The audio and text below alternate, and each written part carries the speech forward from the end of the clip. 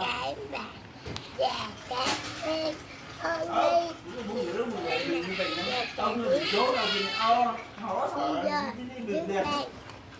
Crossband.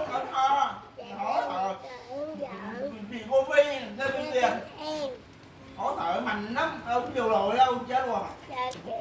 lấy ra Tô bồ cũng phải chết. Hỗ trợ nhiều lắm. các em ngủ gọi luôn nha. Cái trốn, cái ho, thì hỗ trợ. Chơi luôn, ép tim mạnh quá.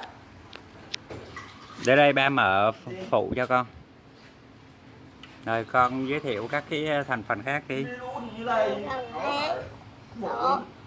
Giống miếng nè, các em uống này rồi.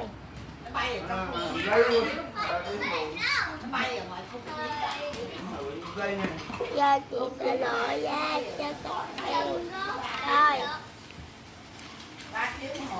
Đây nè, đây 70.000.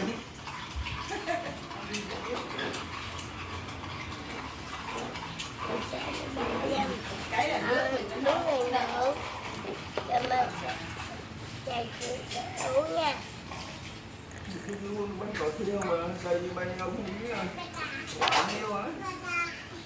Ngon không Tina? Chơi lại, ô đâu có mua thả. Nhớ rồi, Đến rồi.